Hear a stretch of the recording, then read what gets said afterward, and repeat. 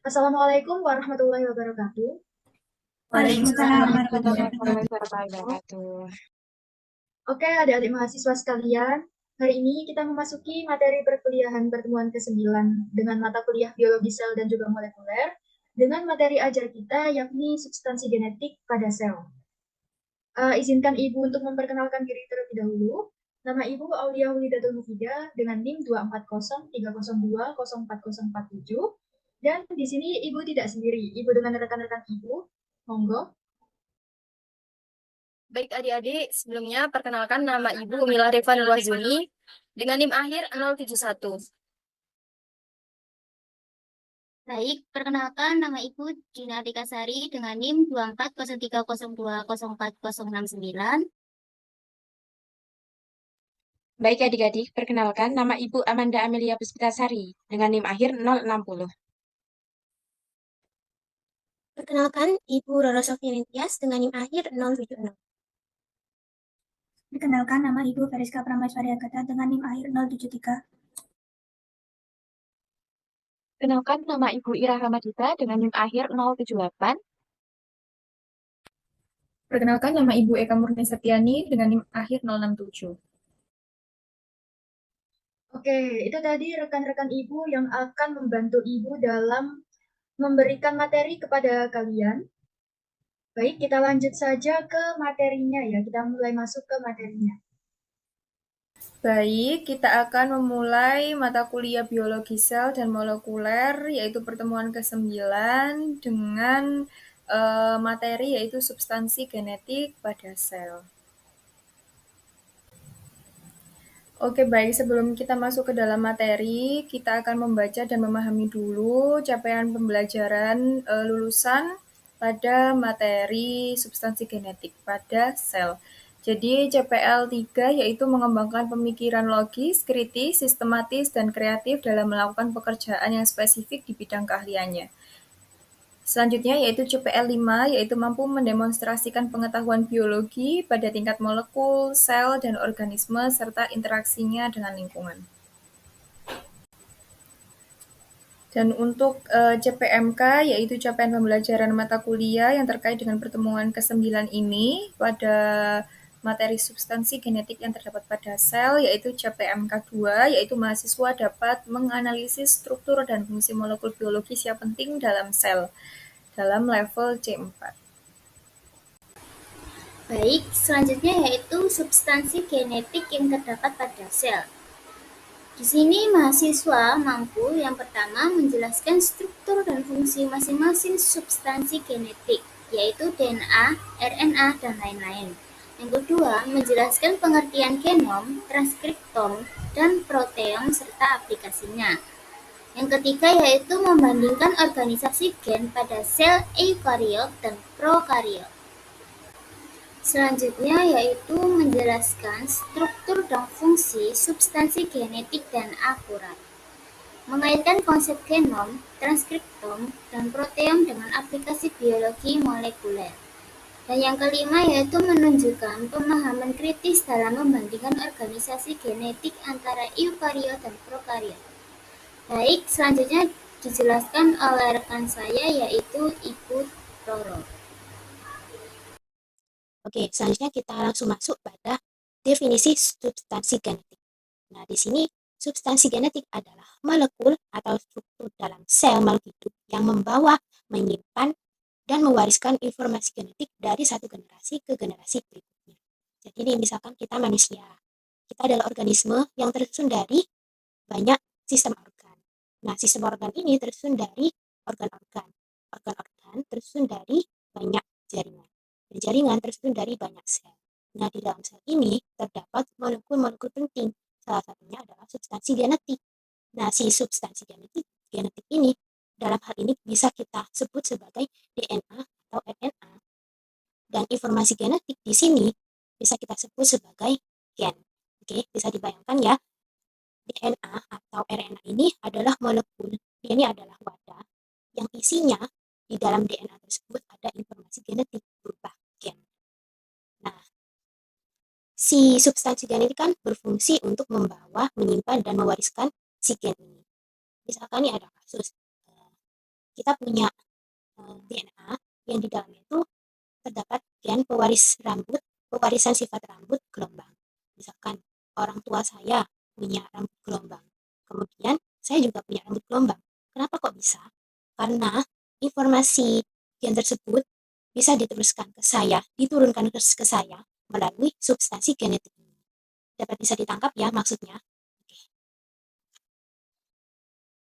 Oke, supaya kalian lebih tahu gambarnya seperti apa, substansi genetik itu terletak di mana di dalam sel tubuh kita. Kalian bisa lihat video ini, atau kalian bisa cari langsung channel YouTube-nya. Channel YouTube-nya itu namanya wehi.tv. Oke. Oke teman-teman, ini adalah gambar sel tubuh manusia dengan perbesaran 10.000 kali. Ibu mengambil gambar ini dari channel YouTube-nya wehi.tv. Lebih selengkapnya lagi, kalian bisa pelajari di video link YouTube tadi ya. Oke, dapat kita ketahui, tubuh kita ini tersusun dari banyak sekali sel, mulai dari ujung rambut sampai ujung kaki. Dan di mana sel nanti dia akan menjadi suatu unit dasar kehidupan. Dapat kita ketahui dan ingat-ingat lagi, sel itu tersusun dari 3 komponen utama, yakni membran sel, nukleus, dan juga sitoplasma. Nah, di dalam gambar ini, di dalam membran sel kan yang di luarnya, di dalamnya itu kan ada bulir besar, di situ ada nukleus atau inti sel. Dan di mana nukleus ini berfungsi sebagai tempat penyimpanannya substansi genetik berupa DNA yang membawa informasi genetik tubuh kita. Nah, di luarnya ini juga banyak sekali ya organel-organel seperti retikulum endoplasma kasar, ribosom, kemudian mitokondria, dan lain sebagainya. Coba kita bayangkan tubuh kita bekerja mulai dari bernafas, kemudian tumbuh, dan memperbaiki luka. Itu dimulai dari kerja sel sekecil ini. Sangat hebat, bukan? Substansi genetik itu terdiri dari 2, yakni DNA sama RNA. Kita fokus satu persatu dahulu. Pada DNA, dia ini adalah substansi genetik, ya seperti tadi, substansi genetik utama pada hampir semua makhluk hidup. Pada virus tertentu juga bisa memiliki DNA dan juga RNA. Nah, si virus ini dapat dikatakan sebagai jembatan antara makhluk hidup dan benda mati. Kenapa? Jika virus diletakkan ke dalam benda ke luar organisme hidup, dia itu akan mati. Tapi kalau dia itu dimasukkan lagi ke dalam organisme hidup, yang awalnya tadi dia kan diletakkan di luar organisme dia itu mati, tapi diletakkan ke dalam organisme hidup, dia akan bangkit dan hidup kembali. Makanya si virus ini disebut sebagai jembatan antara makhluk hidup dan juga benda mati. Kemudian DNA itu terdiri dari nukleotida yang berupa gula deoksiribosa, fosfat, dan basa nitrogen ATGC. A ini adenin, T itu timin, C itu sitosin, dan G adalah guanin. Lalu DNA ini berbentuk double helix dengan struktur spiral ganda. Jadi DNA pada ini dia double helix, dia bentuknya itu linear, tapi dia ganda dan bentuknya helix spiral. Kemudian DNA ini bertanggung jawab atas penyimpanan kode genetik dan pengendalian sintesis protein.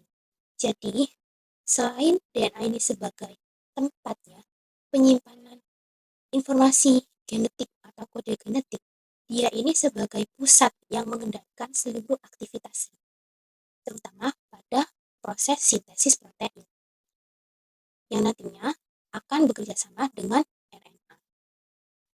Kemudian kita masuk pada RNA. RNA adalah substansi genetik pada beberapa virus. Jadi, kira-kira lebih bahaya mana, virus yang mengandung DNA atau RNA? Jawabannya adalah sama-sama berbahaya. Tetapi di sini ada yang lebih berbahaya lagi, yakni virus yang mengandung RNA. Karena apa? Virus yang mengandung RNA, dia itu bisa bermutasi. Jadi contohnya tuh seperti ini. Contoh pada virus HIV. Jadi virus ini masuk ke dalam sel. Kemudian di situ dia akan beradaptasi, dan yang awalnya tadi dia mengandung RNA, dia sudah beradaptasi, kemudian dia bermutasi. Virus HIV ini, RNA-nya itu akan berubah menjadi DNA yang mirip dengan sel inangnya tadi.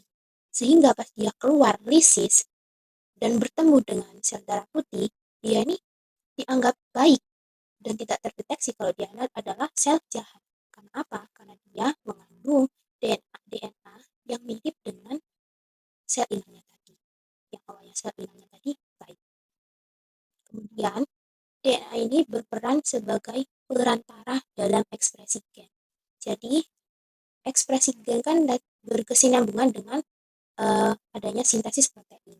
Jadi nanti DNA ini akan berubah menjadi mRNA dalam proses translasi dan selanjutnya juga akan mengalami proses translasi dan proses ini disebut dalam proses ekspresi gen yang selengkapnya nanti ada pada slide selanjutnya.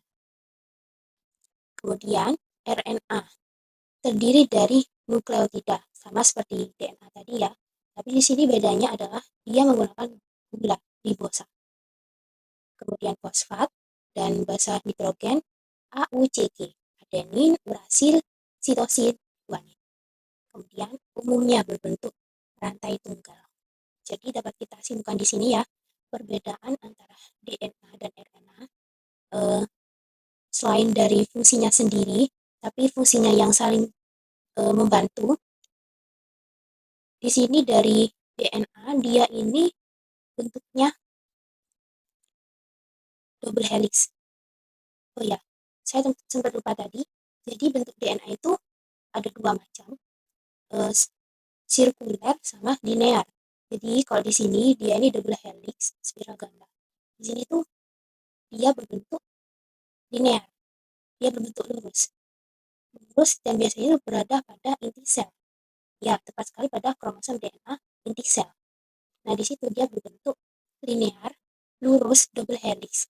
Jadi dua linear yang dia itu ganda, tapi bentuknya helix atau spiral. Terus yang kedua adalah bentuknya DNA sirkuler. Jadi DNA itu melingkar. Contohnya itu pada DNA mitokondria dan juga kloroplas. Gitu ya. Nah, kita kembali pada topik tadi, perbedaan DNA dan RNA. Kalau si DNA ini dia lurus ya, rantai lurus tapi dia ganda. Kalau si RNA dia rantai lurus tapi dia cuma satu, tunggal. Kemudian pada gulanya DNA menggunakan deoksiribosa, kalau si RNA menggunakan ribosa. Kemudian pada DNA itu dia menggunakan basa nitrogen timin. Kalau pada RNA dia pakai basa nitrogen urasil. Seperti itu ya. Baik, selanjutnya yaitu penjelasan tentang DNA, kromosom, kromatin, nukleosom, gen, dan juga intron dan ekson. Baik, selanjutnya yakni penjelasan mengenai DNA, kromosom, kromatin, dan juga nukleosom. Jadi DNA atau deoksiribonukleat asid atau asam deoksiribonukleat adalah molekul biologis yang menyimpan seluruh informasi genetik yang dibutuhkan untuk pertumbuhan, perkembangan, dan fungsi makhluk hidup. Molekul ini tersusun dari dua untai polinukleotida yang membentuk struktur heliks ganda atau biasa disebut double helix. Setiap untai DNA terdiri atas untai-untai kecil yang disebut nukleotida, yang terdiri dari gula deoksiribosa, gugus fosfat, dan juga salah satu dari 4 basa nitrogen, yaitu adenin, timin, guanin, dan juga sitosin. Karena panjangnya dapat mencapai beberapa meter dalam satu sel manusia, DNA tidak berada dalam bentuk bebas, melainkan harus dikemas agar dapat muat di dalam inti sel yang mikroskopis. Nah, pengemesan ini dimulai dengan DNA yang melilit protein khusus bernama histon, kemudian membentuk struktur dasar yang disebut nukleosom. Satu nukleosom terdiri dari DNA sepanjang sekitar 147 pasangan basa yang membungkus satu unit oktamer histon, yang terdiri dari dua kopi dari masing-masing histon H2A, H2B, H3, dan juga H4. Nah, nukleosom ini tersusun seperti manik-manik pada seutas benang dan membentuk struktur yang lebih besar dan lebih kompleks yang disebut kromatin. Kromatin inilah yang merupakan bentuk DNA di dalam inti sel saat sel berada pada fase interfase. Kromatin dapat ditemukan dalam dua bentuk utama, yaitu eukromatin dan juga heterokromatin. Eukromatin adalah bagian kromatin yang lebih longgar dan aktif secara transkripsional, sehingga gen-gen di dalamnya dapat diekspresikan. Sebaliknya, heterokromatin adalah bagian yang lebih padat dan biasanya tidak aktif dalam transkripsi, karena akses terhadap enzim dan faktor transkripsi menjadi lebih terbatas. Ketika sel akan membelah, baik secara mitosis maupun meiosis, kromatin mengalami pemadatan lebih lanjut dan membentuk struktur padat berbentuk batang yang disebut dengan juga kromosom. Kromosom adalah bentuk tertinggi dari pengemasan DNA yang memungkinkan distribusi genetik yang rapi dan seimbang ke dalam sel anak. Manusia memiliki sel kromosom sebanyak 46 kromosom atau 23 pasang yang masing-masing membawa ribuan gen. Nah, di dalam molekul DNA yang dikemas dalam kromatin dan kromosom tersebut terdapat unit-unit fungsional yang disebut dengan gen. Gen adalah segmen DNA yang mengandung instruksi untuk mensintesis molekul fungsional, umumnya berupa protein, namun tidak seluruh bagian gen akan langsung diterjemahkan menjadi protein. Gen terdiri dari beberapa bagian, yaitu promotor atau sebagai pengatur ekspresi gen, ekson, segmen yang membawa kode genetik yang akan diterjemahkan, dan intron, segmen yang tidak membawa informasi pengkode protein. Ketika gen itu ditranskripsi menjadi DNA, semua bagian baik ekson maupun intron akan disalin. Namun sebelum RNA tersebut digunakan dalam proses translasi, RNA akan diproses melalui mekanisme yang disebut splicing, yaitu penghapusan intron dan penyatuan ekson secara beruntun. Dengan kata lain, intron merupakan bagian dari gen yang ditranskripsi namun dibuang saat pemrosesan RNA, sedangkan ekson adalah bagian yang tetap tinggal dalam mRNA akhir dan akan diterjemahkan menjadi urutan asam amino penyusun protein. Splicing ini juga memungkinkan satu gen menghasilkan beberapa variasi mRNA dan protein melalui proses yang disebut splicing alternatif. Nah, jadi secara keseluruhan hubungan antara DNA, nukleosom, kromatin, dan juga kromosom, gen intron, dan ekson membentuk sistem kompleks yang sangat terorganisir. DNA adalah bahan dasar yang membawa informasi genetik, sedangkan nukleosom adalah unit pertama pengemasan DNA.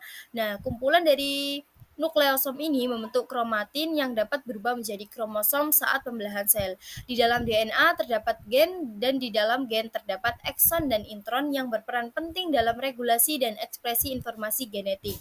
Sistem ini memungkinkan sel untuk menyimpan informasi dengan efisiensi, mengekspresikan gen secara selektif, dan juga mewariskan informasi tersebut ke generasi berikutnya dengan akurat. Nah, baik, untuk penjelasan lebih lanjut, adik-adik bisa melihat slide selanjutnya, yaitu gambar struktur kromosom, gen, atau DNA, kromatin, dan juga ada penjelasannya. Oke, baik. Kita lanjut ke gambar penampakan benang kromatin yang seragam, yakni berwarna coklat. Makna dari gambar ini adalah menggambarkan tampilan keseluruhan organisasi kromatin setelah tingkat akhir tercapai, yaitu teritori kromosom.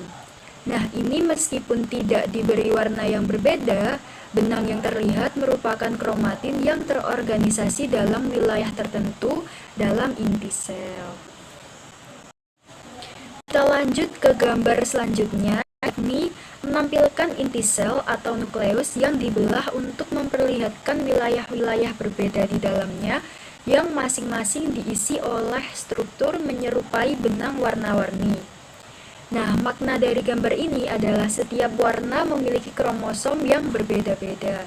Jadi, masing-masing kromosom ini menempati wilayah tertentu di dalam inti sel yang disebut dengan teritori kromosom.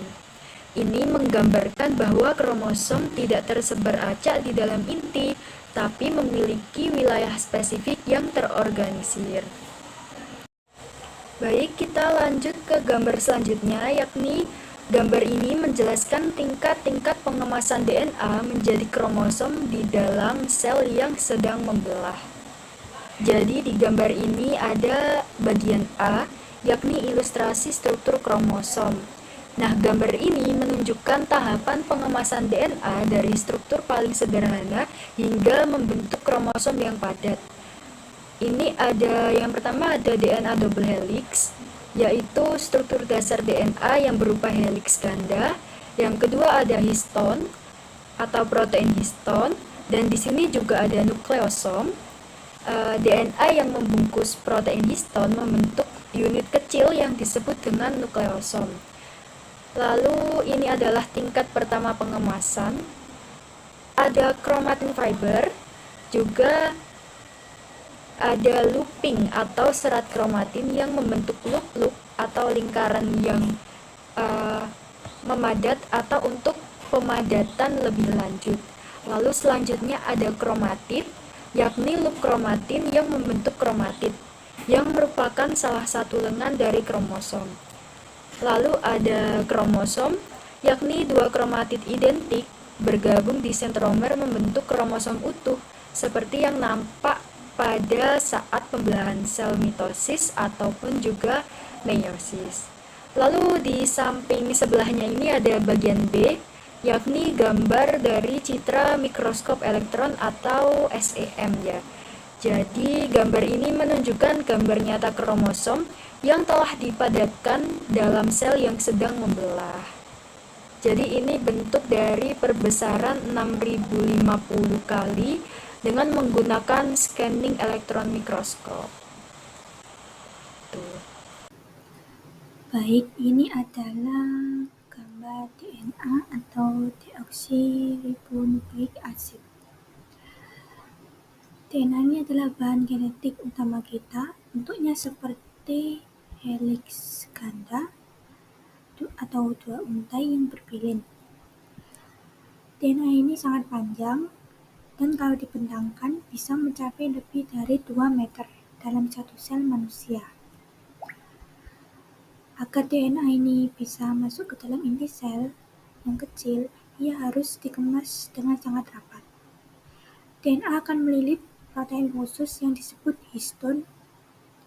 Histon ini bentuknya seperti gulungan benang. Selanjutnya ada nukleosom. Nukleosom yaitu gabungan antara DNA dan histon yang berbentuk struktur seperti manik-manik pada untaian. Satu nukleosom terdiri dari DNA yang membungkus 8 protein histon. Selanjutnya, serat kromatin dan pengemasan tingkat lanjut. Nukleosom ini kemudian dilipat lebih rapat lagi, membentuk serat yang lebih tebal. Lapisan demi lapisan pengemasan ini membuat DNA semakin padat. Lanjut proses terakhir yaitu kromosom. Akhirnya, setelah melalui berbagai tahapan pengemasan, DNA membentuk struktur yang dapat kita sebut sebagai kromosom. Ini adalah bentuk yang paling rapat dan terorganisir dari DNA. Biasanya terlihat saat pembelahan sel. Jadi, kromosom ini ilustrasinya bisa kita lihat sebagai huruf X. Lanjut ke gambar berikutnya, yaitu kita akan membahas tentang pengemasan DNA menjadi kromatin dan akhirnya membentuk kromosom. Kita mulai dari struktur DNA. DNA terbentuk helix ganda, terdiri dari 2 untai yang berbilin. Meskipun sangat panjang, DNA harus dikemas agar muat di dalam inti sel. Proses yang kedua yaitu DNA kemudian membungkus protein kecil yang disebut histon. Beberapa histon membentuk satu unit yang disebut nukleosom. Ibaratnya seperti benang yang dililitkan ke gunungan. Setiap mani-mani ini adalah satu nukleosom. Sekarang, nukleosom ini tidak berdiri sendiri. Mereka berbaris dan saling berdekatan membentuk serat kromatin. Ini adalah bentuk DNA yang lebih padat, tetapi masih cukup terbuka untuk proses transkripsi gen. Tahap selanjutnya, yaitu serat kromatin akan menggulung lebih rapat lagi. Ini terjadi saat sel bersiap untuk membelah. Kromatin jadi sangat padat dan tertata. Akhirnya, bentuk paling padat dari kromatin adalah kromosom. Kromosom ini biasanya terlihat pada saat sel membelah dan menjadi tempat pengemasan akhir dari DNA. Proses pengemasan ini penting untuk efisiensi ruang dan perlindungan DNA, serta memastikan distribusi genetik yang tepat saat pembelahan sel. Meskipun DNA dikemas sangat rapat dalam kromosom, tetapi ada sistem yang memastikan gen-gen bisa diakses saat dibutuhkan.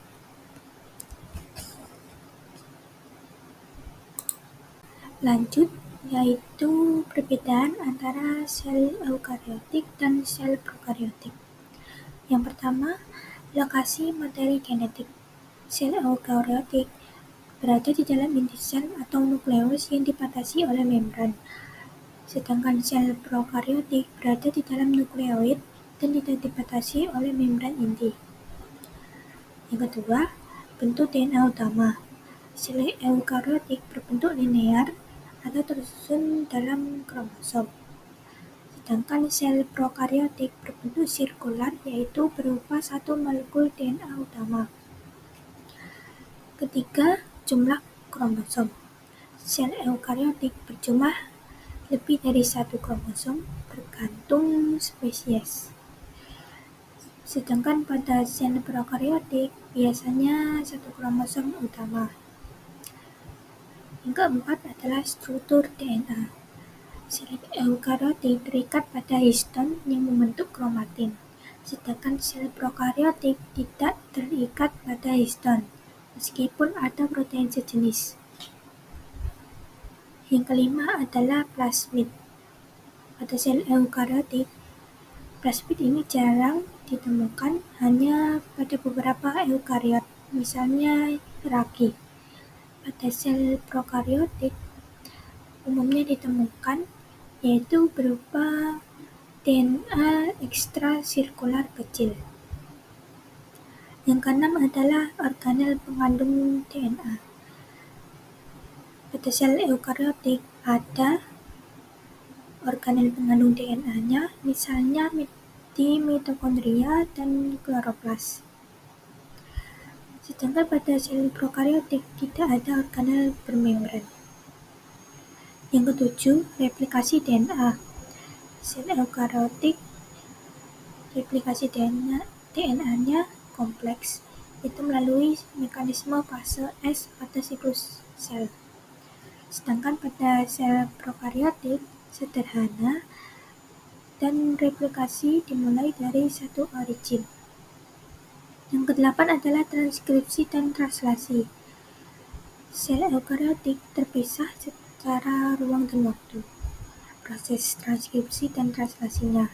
Sedangkan pada sel prokariotik terjadi secara bersamaan di sitoplasma. Hal ini terjadi karena tidak ada nukleus. Yang kesembilan, yaitu introns atau sekuens tidak mengkode protein. Pada sel eukariotik umumnya ada pada gen-gen eukariotik, sedangkan di sel prokariotik sangat jarang ditemukan intronsnya. Aspek yang terakhir, yaitu yang ke-10, adalah pengemasan DNA. Pada sel eukariotik membentuk struktur kromatin dengan bantuan histon. Sedangkan pada sel prokariotik pengemasan DNA-nya sederhana tanpa struktur kromatin kompleks.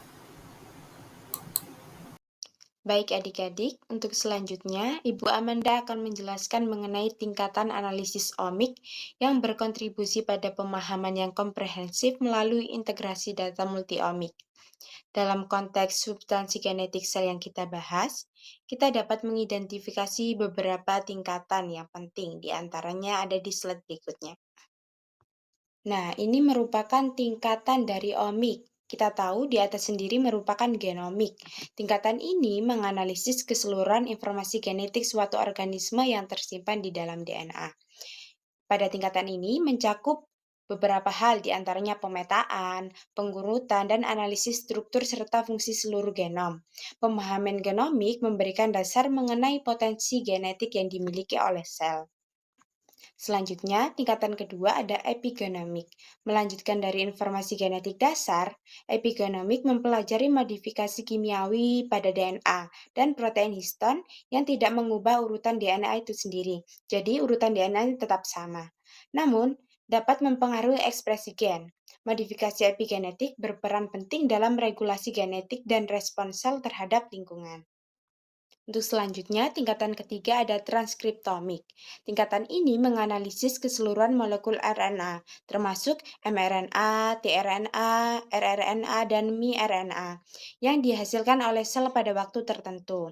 Tingkatan ini memberikan gambaran dinamis mengenai gen mana saja yang aktif dan pada tingkat mana dalam kondisi tertentu, yang merupakan langkah penting dalam ekspresi gen. Selanjutnya, pada tingkatan keempat, yaitu proteomik, menganalisis keseluruhan protein yang diekspresikan oleh sel, termasuk struktur, fungsi, dan interaksinya. Pada tingkatan ini memberikan wawasan langsung mengenai mekanisme fungsional sel, karena protein adalah molekul pelaksana sebagian besar aktivitas seluler. Dan yang terakhir pada tingkatan kelima terdapat metabolomik, yaitu menganalisis keseluruhan molekul kecil atau yang biasa kita sebut sebagai metabolit di dalam sel, seperti gula, asam amino, dan lipid. Dalam tingkatan ini mencerminkan aktivitas metabolik sel dan responnya terhadap perubahan lingkungan atau kondisi genetiknya. Nah, setelah tadi Ibu Amanda menjelaskan mengenai beberapa tingkatan omik, sekarang Ibu akan menjelaskan mengenai istilah baru, yaitu multiomik. Perlu adik-adik ketahui, istilah multiomik dikelilingi oleh berbagai disiplin ilmu omik. Disiplin-disiplin ini dikategorikan menjadi dua kelompok utama. Pada kelompok yang pertama, yaitu metode berbasis asam nukleat. Pada kelompok ini mencakup 3 yang dapat kalian amati pada gambar tersebut ya. Yang pertama ada genomik yang telah Ibu singgung dan jelaskan tadi, di mana genomik ini dapat menganalisis keseluruhan informasi genetik berupa DNA tadi. Kemudian yang kedua ada epigenomik yang mempelajari modifikasi kimiawi pada DNA dan protein yang mempengaruhi ekspresi gen. Dan yang ketiga yaitu transkriptomik yang menganalisis keseluruhan molekul RNA. Nah, dari ketiga ini berfokus pada analisis molekul pembawa informasi genetik saja. Dan untuk kelompok kedua, yaitu terdiri dari 2 pada bagian lingkaran yang berwarna oranye dengan jingga tersebut. Yang pertama ada proteomik, yang dimana proteomik ini menganalisis keseluruhan protein dalam suatu sistem. Yang kedua ada metabolomik, yang menganalisis keseluruhan metabolit atau molekul kecil tadi. Nah, pada metode kedua ini memberikan informasi mengenai produk akhir ekspresi gen dan aktivitas biokimia pada sel. Kalau yang ketiga tadi kan berfokus pada analisis molekul pembawa informasi genetik. Nah, untuk yang kedua ini lebih fokus untuk memberikan informasi mengenai produk akhir ekspresi gen dan aktivitas biokimia dalam sel. Nah, setiap pembagian ini dapat kalian amati pada gambar lingkaran tersebut, yang dimana 3 atas merupakan bagian kelompok pertama tadi, yaitu metode berbasis asam nukleat, dan yang kedua merupakan kelompok dari kedua metode. Baik, terima kasih. Di sini saya akan membahas mengenai materi genomika atau dalam bahasa Inggris disebut dengan genomics. Genomika atau genomics adalah studi komprehensif terhadap genom, yaitu seluruh materi genetik suatu organisme. Genomika merupakan cabang ilmu biologi modern yang memiliki peran sangat penting dalam memahami kehidupan di tingkat molekuler, khususnya dalam hal materi genetik suatu organisme. Dalam sel manusia, materi genetik terdapat di dua tempat utama, yaitu di dalam nukleus dan mitokondria. DNA di dalam nukleus disebut nukleat DNA dan terdiri dari 23 pasang kromosom, bisa dilihat pada gambar tersebut. Sedangkan DNA di mitokondria disebut mitokondrial DNA yang hanya diwariskan dari ibu. Kedua jenis DNA tersebut memegang peran penting dalam pengaturan fungsi sel dan pewarisan sifat-sifat genetik dari suatu generasi ke generasi berikutnya. Genom adalah seluruh instruksi DNA yang dapat ditemukan dalam sebuah sel. Dalam manusia, genom terdiri atas 23 pasang kromosom yang tersimpan di dalam nukleus dan mitokondria. Genom nuklear terdiri atas kurang lebih 3.200.000.000 nukleotida atau DNA dan terbagi menjadi 24 molekul linear, yaitu 22 autosom dan 2 kromosom seks X dan Z. Gambar di samping menunjukkan genom yang diwariskan dari orang tua ke anak dan informasi genetik tersebut tersebar di dalam sel manusia. Genomika atau genomics adalah cabang biologi yang secara komprehensif mempelajari tentang genom termasuk semua materi genetik baik pada manusia, hewan, tumbuhan maupun virus. Cakupan utama dalam genomika mencakup yang pertama adalah identifikasi gen, kedua pemetaan lokasi gen pada kromosom, tiga sequencing atau pengurutan basa DNA, dan keempat adalah analisis fungsi gen secara keseluruhan. Genomika termasuk bidang omics yang paling matang dan berkembang pesat. Dalam penelitian bidang medis, genomika memiliki dua faktor utama, yaitu yang pertama adalah mengidentifikasi variasi genetik yang berkaitan dengan penyakit, dan kedua adalah mengetahui respon pasien terhadap pengobatan atau memprediksi prognosis di masa depan. Dengan memahami genom seseorang, dapat menuju era pengobatan presisi atau personal medicine, di mana terapi disesuaikan dengan profil genetik masing-masing individu. Baik, terima kasih Ibu Ira. Nah, teman-teman mahasiswa, di sini kita akan menjelaskan apa itu transkriptomik. Nah, transkriptom sendiri memiliki pengertian yaitu keseluruhan RNA yang ditranskripsikan dari genom dalam suatu sel pada kondisi tertentu.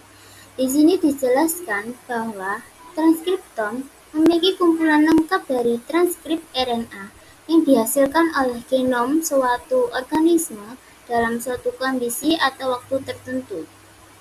Nah, transkriptom mencakup yaitu yang pertama mRNA, yaitu RNA pembawa informasi, atau RNA messenger, yaitu membawa informasi genetik dari DNA ke ribosom untuk sintesis protein.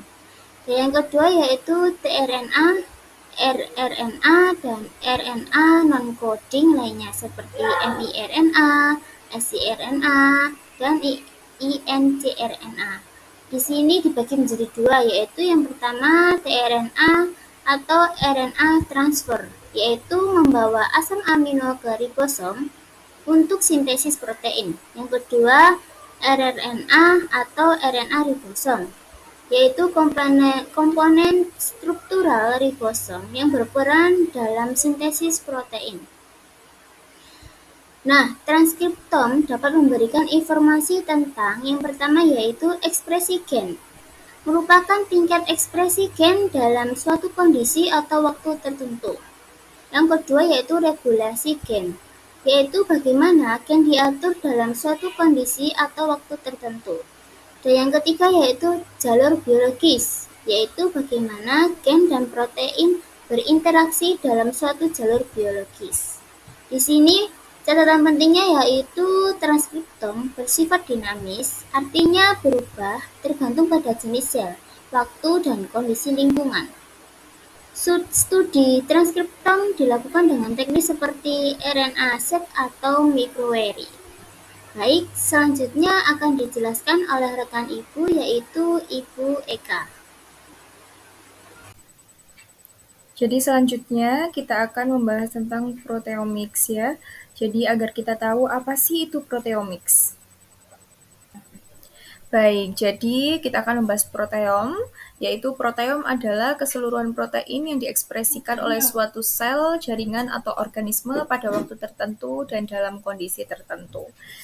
Ya, jadi proteom ini adalah hasil akhir dari ekspresi genetik melalui transkripsi dan translasi. Catatan penting yang harus diingat adalah yang pertama, proteom itu jauh lebih kompleks daripada genom karena satu gen bisa menghasilkan banyak protein, yaitu melalui splicing alternatif. Dan protein itu bisa mengalami modifikasi pasca translasi, yaitu misalnya fosforilasi dan glikosilasi. Yang kedua yaitu studi proteom itu disebut proteomik ya, dan menggunakan teknik seperti 2G ya, yaitu gel electrophoresis dan mass spectrometry. Baik, jadi di sini dapat kita amati yaitu terdapat tabel pembeda dari genom, transkriptom, dan proteom. Yang pertama yaitu genom yang memiliki isi atau komponen yaitu semua DNA, yaitu gen dan non-gen ya. Lalu dia memiliki sifat yang statis dan teknologi studinya dia sequencing yaitu WGS. Yang kedua yaitu transkriptom, isi komponennya yaitu semua RNA hasil transkripsi. Sifatnya dia dinamis dan teknologi studinya dia RNA-seq microarray. Yang terakhir yaitu ada proteom, ya, yang isi atau komponennya yaitu semua protein hasil ekspresi gen. Sifatnya dia sangat dinamis dan teknologi studinya yaitu mass spectrometry dan 2D gel. Oke, jadi karena materi pada pertemuan ke-9 ini sudah selesai dan saya rasa juga sudah cukup. Terima kasih. Jika adik mahasiswa masih ada yang memiliki kebingungan, bisa langsung ditanyakan ya. Oke, itu tadi yang dapat Ibu dan rekan-rekan Ibu sampaikan.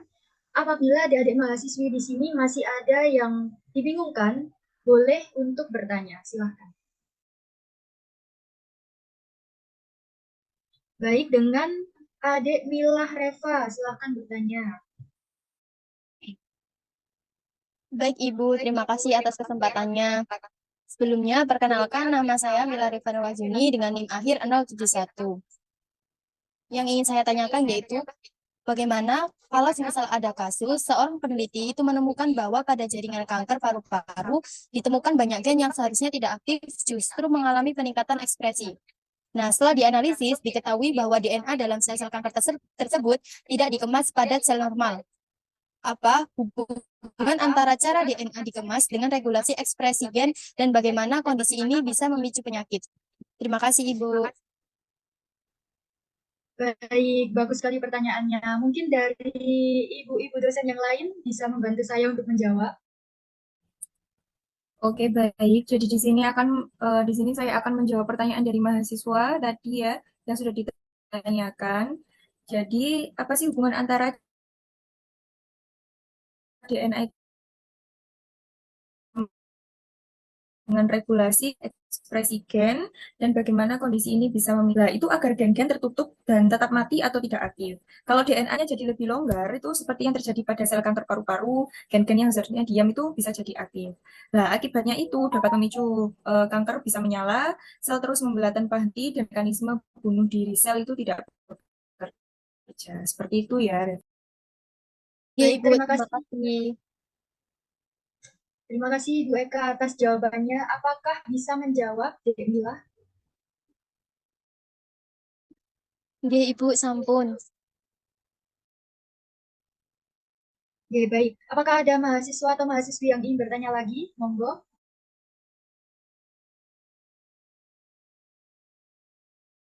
Ya, silahkan Adik Ira. Baik, terima kasih atas kesempatannya, Ibu. Perkenalkan, nama saya Ira Ramadita dengan NIM akhir 078. Di sini saya izin bertanya, bagaimana perbedaan kompleksitas organisasi materi genetik antara sel eukariotik dan prokariotik yang memengaruhi efisiensi serta regulasi ekspresi gen pada masing-masing jenis sel. Terima kasih. Baik, terima kasih Adik Ira atas pertanyaannya. Untuk ibu-ibu dosen yang lain, monggo untuk membantu saya menjawab. Baik, di sini saya, Ibu Amanda, izin menjawab pertanyaan dari Mbak Ira. Tadi pertanyaannya sangat bagus. Ibu langsung jawab saja ya. Jadi, perbedaan kompleksitas organisasi materi genetik sangat mempengaruhi efisiensi dan regulasi ekspresi gen secara signifikan. Yang di mana sel prokariotik memiliki DNA sirkuler tunggal di sitoplasma tanpa inti, yang memungkinkan transkripsi dan translasi simultan yang efisien serta regulasi transkripsi melalui operon. Sedangkan pada sel eukariotik memiliki DNA linier dalam kromosom di dalam inti sel yang memisahkan transkripsi dan translasi. DNA eukariotik membentuk kromatin dan RNA mengalami pemrosesan pasca transkripsi. Kompleksitas ini memungkinkan regulasi ekspresi gen yang lebih beragam pada bagian tingkatan. Pemberian respon dan lebih halus dan spesifik meskipun prosesnya cenderung lebih lambat dibandingkan proses prokariotik tadi. Bagaimana untuk Adik Ira? Apakah jawaban dari Ibu bisa diterima?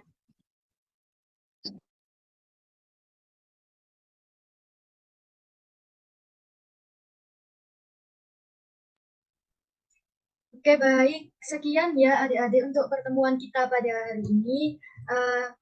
Kami cukupkan sampai di sini. Apabila kami ada kesalahan kata, mohon dimaafkan. Wassalamualaikum warahmatullahi wabarakatuh. Waalaikumsalam warahmatullahi wabarakatuh.